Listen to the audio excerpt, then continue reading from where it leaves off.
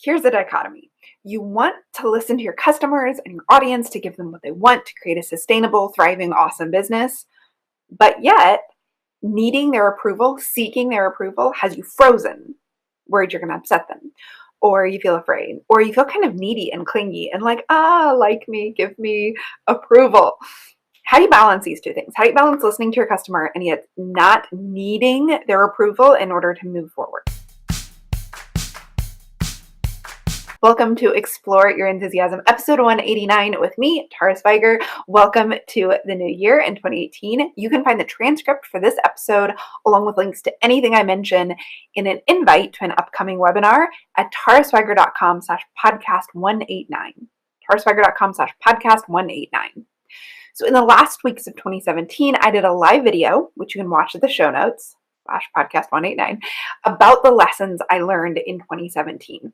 It was a super raw, honest, vulnerable video in which I shared the lessons that I've learned in the last year. I talk about the disappointments that I had, and I talk about what I'm doing in the upcoming year.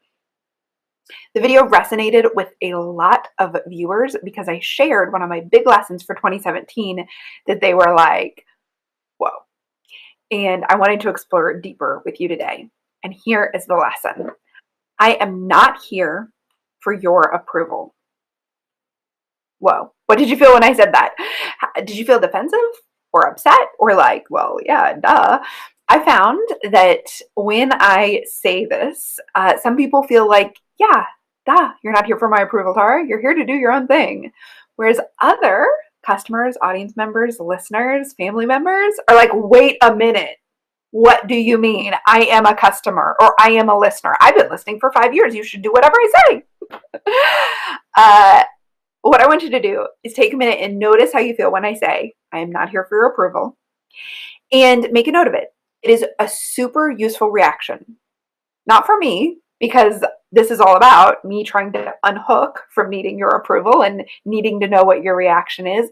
It's a very, very useful for you, though, for you in your own business. How you react to other people needing or not needing your approval can really help you explore how you feel about needing people's approval. For example, you might have been raised that the right thing for you to do is to make your parents proud of you, and that you know they're proud of you when they give you certain feedback and certain kind of approval. And maybe you got that approval or you didn't, but that's going to shape how you feel about giving or not giving feedback and approval to other people. This is also super cultural. What I've learned since building this international business and having customers all over Europe and Australia and even some in Asia and Africa, what I've learned is that some European cultures especially give feedback and give approval or don't in different ways. And sometimes I've had to remind myself that someone's response is actually culturally appropriate for them, and even though it seems really bizarre to me. So your own reaction to this is cultural in the bigger sense, like where you live, and also cultural like in your family group or in your friend group. How do you expect other people to need or not need, hook or unhook from your approval? This is going to tell you a lot about how you're feeling in your business about making your customers happy. So before we go further, I want you to stop, get out your journal, write down. Do I think I need my audience's or clients' approval? And what does that look like? And what do I need in order to feel satisfied or good or proud or however it is you want to feel? Do I feel like I owe them something other than the product they've paid for? Either answer, any answer, whatever answer is totally okay. I want you to write down your answer and set it aside for now. This may be a lesson you need to learn, or maybe it's not. Maybe you're super cool and you have a really healthy relationship with approval, disapproval, displeasure, pleasure, and all of that is like cool with you. Write it down. You might want to think about it later. Now, one of the things that keeps coming up as I chat with y'all about this is, yeah, okay, I know that in order to be mentally healthy, I need to not seek outside approval because if I am always hooked into getting other people's approval, I can never actually be happy because you can never be sure if you have it or not. You don't know what other people are thinking about you. But aren't I supposed to care that my customers are delighted?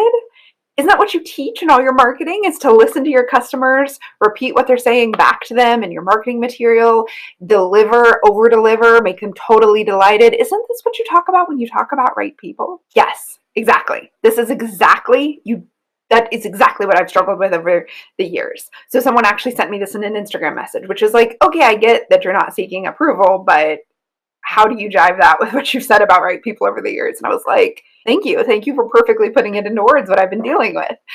So the dichotomy is this: I am not here for your approval, and I am here to serve you. As my audience, everything I create is for you. To do that sustainably, to create and serve you sustainably, like not get burned out, to create new useful stuff that's not based on what somebody else is doing, but comes from a place of like, this is the one thing I can do that serves you. Not the one thing, but the thing only I can do that will serve you. I need to not be hooked into constantly seeking your approval or disapproval. That's a dichotomy. So let's break it down. I am here to serve you. When you think about this phrase, when you think about your audience, it's important that I'm here to serve you is focused on the right you, right? That you're focused on the right people, the people who truly want and need and can afford to pay for what you're offering. So you are not here to serve your family members who don't get it. Your art is not created to like fulfill a need or want in their life. It's created for the people who are going to love it and who are going to want it. You're not here to serve the other people who do what you do. If you make knitwear designers, you're not here to make other knitwear designers happy. You're here to make knitters happy. You run a yarn shop or any shop. You're not here to make other shop owners happy. You're here to make your customer base, the people in your town who want the thing you sell. You're here to create a space for them. And here's the real kicker. You're not here to make everyone who could possibly be your customer happy. You're not even here to serve everyone in that universe. So say you own a comic book shop in downtown Johnson City. You are not here to make every possible comic book shop reader in Johnson City completely fall in love with you. Because some of those people you don't want as your customers. They're like going to be grumpy. Some of those people you're not going to want as your customers because they only read online comics. Like there's a bunch of people in the realm of people who could be your customers who aren't going to be your best customers, who aren't going to love what you do, who aren't going to be the people who come back again and again. This is something to remember, is that you actually have circles of your customers. You have the people who love and adore what you do and are so much a part of the culture. They help you create the culture. They are like enthusiastic. They want more of your best work. Then you have other people who buy it, like it, enjoy it, but they're not like super diehard, or maybe they really want you to go a direction you don't really want to go. Maybe they collect a different kind of thing than the kind of thing you sell. And then there are just the bigger audience of people who could possibly buy your product, but aren't for whatever reason. It doesn't hit them right in their bullseye of what they're looking for. The problem is when you take too much attention to this outer ring and not enough attention to the inner ring. So, for example, in my own business, when I started this business 8 years ago, where I help makers and artists with their business, I have been this whole time working with makers and artists who have already started their business. So I think of myself as like the post Etsy shop person to help you. That means not once you're off Etsy, once you're on Etsy, you've got your shop set up, you've got the images, you figured out the keywords, you've got the titles, but then you're like, what do I do to increase my sales? That's where I can help you. What do I do to increase my profitability? That's where my classes can help you. How do I decide where I want to go next? That's how my book Map Your Business can help you. I am not really serving people who haven't yet figured out what they want to do or haven't yet started their business. Now, can you get a lot out of my podcast? According to you, listeners, yes. You are getting a lot out of it, even though my products are serving people in the middle of their business, not at the beginning. Still a lot of people who don't even have businesses listen to the podcast and like it because I talk about mindset and confidence and creativity. But am I going to offer products for that segment? Well, not right now, because that's not my mission and that's not where the direction of my business is going. So recently, I started talking more about mental health and wellness and self-care. And if you're a person who just wants a super measurable profitability stuff, like let's just talk numbers, I'm probably not going to be the person who's going to best serve all of your needs. Now, are you going to get a lot out of the class pay yourself? Absolutely. But are you going to be happy with everything I do?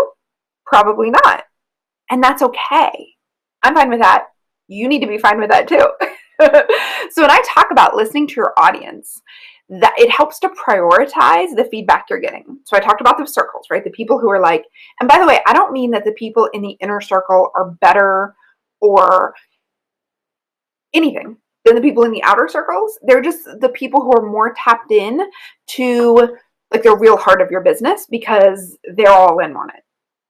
And people move through circles, right? People over the course of your business, especially in your first, I don't know, I'd say 2 to 3 years, more and more people are moving to becoming bigger and bigger fans. If you keep your mission and your vision strong, they like get more and more. And so they'll be like, oh, I know about her work. Oh man, I bought one of her pieces. Oh man, I'm buying everything she ever does.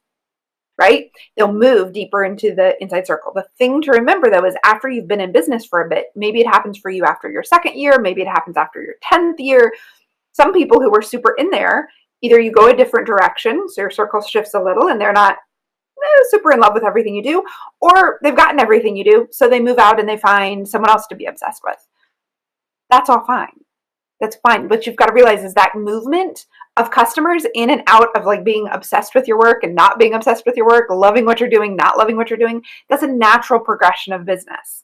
When you start a business, you just feel like you want to get everybody to buy your stuff. And so it's important to realize though, they will move in and out of a relationship with you in the same way you move in and out of your relationship with everything. I don't know about you, but I only listen to a podcast really obsessively for maybe a couple months max. I don't listen to it for a while, then I go back in and I binge it. Or I forget about it. I forget to put it on my new phone when I upgrade my phone. And then 2 years later, I'm like, oh, I love that podcast again. Some podcasts I used to love, I don't listen to anymore, even though they're great. It's just I've moved in and out of different circles. So the same thing is going to be true of your products, of your Instagram, of your blog, of whatever you're doing. Now, so that's one way to prioritize the audience. The other way to think about it is like this. It helps to prioritize the kind of feedback you're going to listen to most. Obviously, those people who are super in love with everything you do, they're like the people you most want to be listening to. But the real thing is when you're making a decision about a direction in your business, a product in your business, what topics you're going to cover in your blog or your Instagram, this is how I'd prioritize people's feedback that you pay attention to. Number one, your paying customers, listen to their feedback regarding the thing that they purchased. It's really important as you start to add more and more products to your business. You want to listen to your paying customers about the product they purchased. Always, 100% of the time, if you paid for something, I want to have delivered what I promised I delivered, and I want you to have gotten out of it what I promised you'd get out of it. So I listen to 100% of my customers about the product they purchased. So for example, a Starship captain recently emailed me and said, hey, could we have a Starship directory of what different people do? It's just a request I just got. I'm going to absolutely do it. They're asking me to add something to a product that they purchased. Now, if someone outside the Starship is like, can you tell me the directory of everybody's in the Starship? No, like maybe that'd be something I'd get to. If a Starship captain says, hey, could you do a podcast episode about this? Yes, I'm much more likely to listen than if like random Joe says, hey, can you do a podcast episode about this? So I'm listening, number one, my customers about the products they bought. Keep in mind that you might have a customer who bought 2/3 of everything you do and they really don't like the other third. That doesn't mean you have to listen to them. It's not a product they bought. Now, if the people who buy this other product don't like it after they bought it, or they're not happy with it, or it wasn't what you promised, or you're not delivering on your promise, then you listen to that. 2, the second level is your paying customers regarding the next thing that you make for them. That's why I said I'd listen to a Starship captain tell me about the podcast, because I make the podcast episodes for Starship members, also for a bunch of other people who aren't Starship members. So your paying customers, that's the second level of what you listen to regarding the things you're making for them. If I make something for my doTERRA buyers, people who are buying essential oils from me, it might not be for the Starship captains. So I don't need their feedback on it. I need the feedback for the people who it's for. Does that make sense? The same thing of like if you are making a line of art to hang in living rooms and then you make a line of nursery furniture, you're not so much seeking feedback from the same people. That's okay. You want to talk to the customers of the product or the customers who this new product is for. The third level is the people who follow you and encourage you. So your Instagram followers, your Facebook fans, your email subscribers. But this is where it gets tricky Because if they are your email subscribers or Instagram followers, but they're not paying customers of the products that you make or sell, you need to measure their feedback with that in mind, right? Because they might not be the people it's for. That's cool. They might be in the outer circle. They might be in the circle of people who don't even care about it at all. That's totally fine. That means, though, that their feedback isn't as useful or relevant as the people who it's for. So if they aren't paying for your product, maybe if nobody's paying for your product, you want to ask those people. That's going to be the first source of feedback you get until you get some paying customers. You can ask them what you might change to make it appeal. You might ask them if you could answer their questions better, but you can't make business decisions based on those people, because guess what? They might not be your right people. They might never be people who buy. And I'm talking both about at the individual level, like Joe, who's following me on Instagram, might never buy a class, but I also mean in the group level. Like you might have created an audience of Instagram people who love your Instagram who are never going to buy your class or never going to buy your art, in which case you don't have to listen to them. So that is how you start to think about balancing listening to people so that you build an awesome business that they will love, and making decisions not seeking their approval. Is to ask yourself the question, where do they fall along my priorities of where I'm getting my feedback and where I'm getting direction for my growing business? So it's possible to listen to your people and yet not hook your self-worth and your decision-making into seeking their approval. Here's how you do that.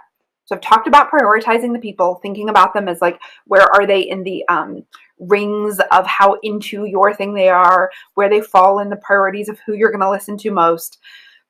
But I also like to think about it like this. I'm giving you lots of frameworks for how to think about it this episode. I think about it like this. I make decisions on 2 levels. Well, more than 2 levels, but basically 2 levels. And this, actually, Gary Vee talks about this a lot. If you're not following Gary Vee, he has a podcast and a YouTube channel. Anyhow, 2 levels. Macro is big picture, the overall direction I'm going, my mission, what I'm trying to create, the type of business you want to have.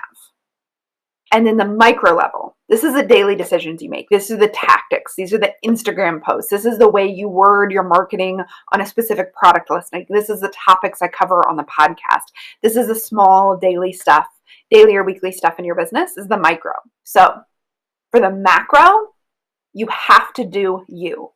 You have to tap in to the thing you most want to do, you're most enthusiastic about it, you're most motivated to do, the thing you can do that nobody else in the world can do.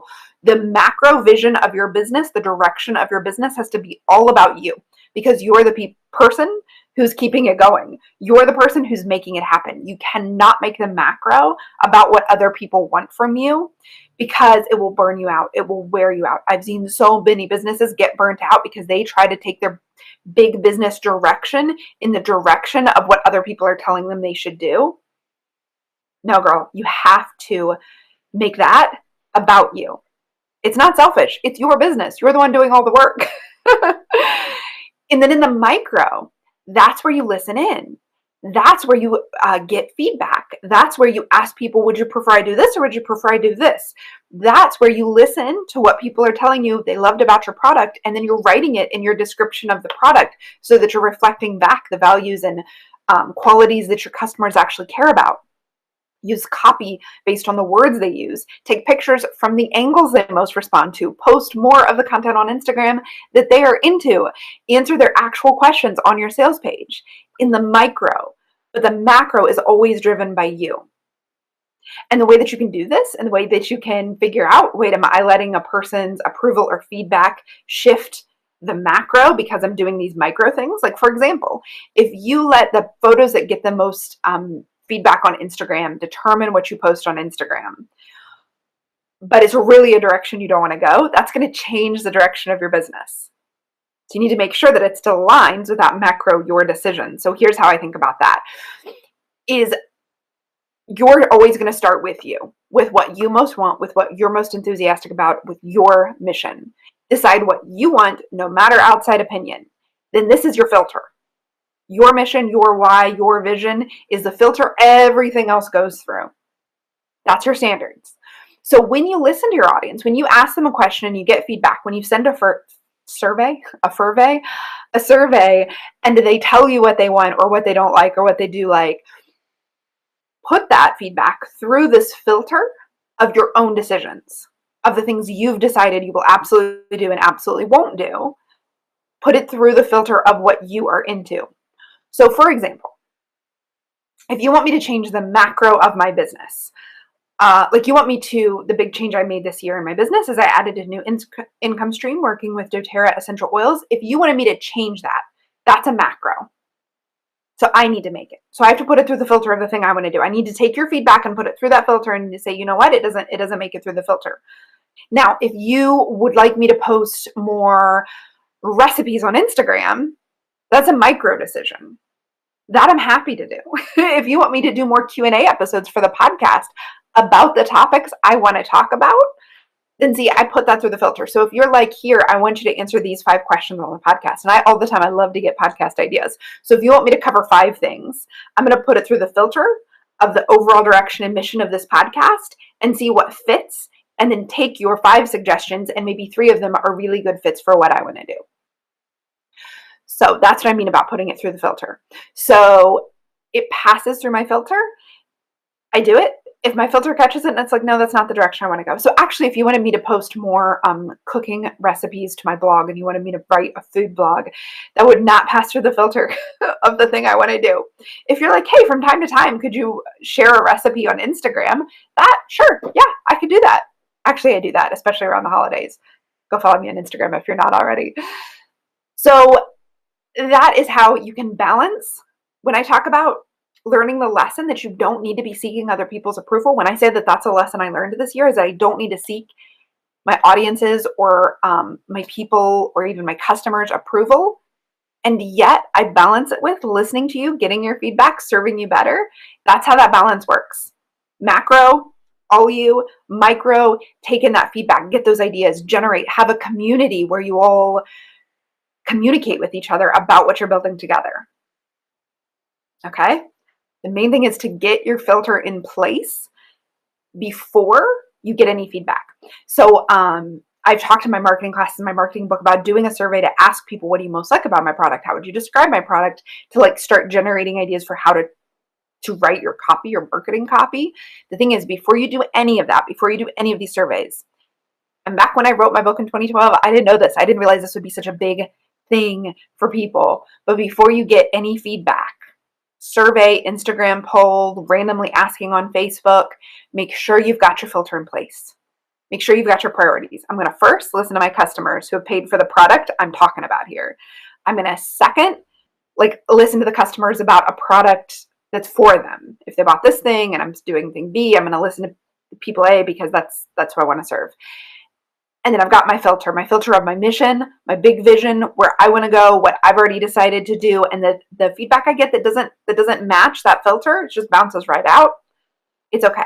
When I say you don't need approval, I don't need approval, what I mean is those bits that don't go through your filter, let them bounce out, let them bounce off, let them not soak in and shape you and make you afraid and make you frozen so that you can't act. So the last step of this balance is, if you've made a decision and somebody doesn't like it, ignore them. I know. Just stop listening. It's okay. You're allowed to do it. When I have posted about this in the past, I have gotten people that have been like, well, I don't like, I can't remember what it was. It was months and months ago on Twitter. I haven't been on Twitter in 6 months, by the way. If you've talked to me there, I have not seen it. Because I didn't put it on my phone when I upgraded my phone. But I think it was like a year ago. I did a Periscope about if people don't like what you're doing and you've made a decision and you're happy with it, stop listening. And I got some replies that were like, well, I didn't like when you did XYZ, but I'm a really great customer. Should I just stop listening? I was like, yeah, it's fine. So this is especially true of negative feedback. Often, if you get negative feedback, it doesn't even need a response. You can just delete it. Especially if it was in any way unconstructive or mean-spirited or said anything about you as a person, that is feedback you don't need. Like, feedback about your work is different than feedback than you as a person. If it's genuine and they're trying to genuinely be helpful, you can say thank you. That's enough. And if they seem to want more from you, which I've gotten and a couple of my clients have gotten over the years, like they want you to admit that they're right, or they want you to agree not to do something, or they want to like know that you care about their feedback. I have literally responded. So, the first response was thank you. And then there was like more that they sent back about basically they wanted me to say something more than thank you. So I replied, I'm not looking for your approval, and then left it at that. I very much wanted to over explain. I wanted to explain the hierarchy, like this isn't for you, so it's okay that you don't approve of it. And like, I have my whole like decision making process set up. I don't need to hear this. But instead I just said, I'm not looking for approval, which does not make people happy. But I'll tell you what is really good for you to say that boundary. Now, you don't need to say that to everybody. Like I said, if somebody's trying to be genuinely helpful, but you just don't want to hear it, you can just say thank you. You can just delete it. You don't need to reply. If you want to reply, I don't need your approval, you officially have my permission slip to say that to people. And if I've ever said that to you and you don't feel good about it, make a note of your response. Why is this coming up for you? Where else do you feel like people should want your approval and want your feedback? And what if you unhooked from that? All personal development. It's all self-exploration. It's all learning to be the kind of person who doesn't need to be constantly approved of in order to be happy. Now, here's a big thing. Most of you aren't going to experience any of this. I know, but you're so worried about it. I wanted to talk about it because I got so many messages of people who were worried about this. But wait, I have to listen to my audience. What if they don't like something I do? What if I lose them all? OMG. Far more of you worry about this than have actually experienced it. I know, because then I ask you, well, has that ever happened to you? Why are you afraid of that happening to you? When has this happened to you in your past? So I know many more of us are worried about it than it's ever actually happened to us. And I want you to know, I have worried about this far more than I've ever experienced it. So to prepare for this episode, I actually listed out every negative, I wish you wouldn't do that email I've gotten in the last year. Because everyone is burned into my memory. Every negative anything someone says, your brain remembers it more than the positive things. It's called the negativity bias. It's a psychological phenomenon that's not helpful. I wrote down, I made a list, just like a real quick list of like the messages I've gotten in the last year. Because in the last year, I made a lot of changes to my business. So the year before this last year, 0. Oh, actually 1. A TNNA review form said I didn't talk loud enough. She couldn't hear me in the back of the class. Which, by the way, is not negative, right? It's just feedback. This year I got 4. I added a whole new income stream in a business model that has a negative reputation because other companies in this industry are predatory, even though the company I work with is obviously not, or else I wouldn't work with them. I got 4. I made this big change, and I speak to 4,000 to 5,000 people every week. And that's a low estimate. If you add the YouTube plus the podcast plus the email list, it's much bigger, but I'm assuming people are on multiples of those channels. So 4,000 to 5,000 people every single week hear my stuff, hear me talk about this, and 4 negative emails from 4,000 to 5,000 messages received per week. That's 1 out of 1,000. If I'm doing the math correctly, that's 0.1% of people. So isn't that crazy? We stop ourselves from making decisions to avoid conflict with 0.1% of people. That's nuts. We wouldn't make any other decisions based on that. If your kid came home from school and is like, 0.1% of my class doesn't approve of me, and so I hate myself, you'd be like, that's not a good way to measure your life. So the fact of the matter is, you're worried about the disapproval you're never going to receive. You're never going to receive it. It's just not going to come. We're worried about so many things. I've made so many business decisions that I've been so worried about people's disapproval, and nobody said anything. The good news is when you're just starting, nobody notices and nobody knows. But that fear is what's holding us back. It's not the disapproval. It's not the other people. When I say I learned I don't need your approval, what I actually mean is I learned that I don't need the fear of your disapproval. That fear isn't serving me, and that fear is about something that doesn't even come true. So it's holding you back. It's holding us all back. It was holding me back. So this year, in 2018, I want you to shine your light. I want you to make those big decisions. I want you to go in the direction of your dreams. And I want you to create a business that delights your customers, but is not reliant on outside approval, because you trust yourself, because you're making decisions for yourself and because you are creating the thing only you can create in the world and that you are so enthusiastic about creating. So I wish all of this for you today and this year, and I hope you have a very enthusiastic day.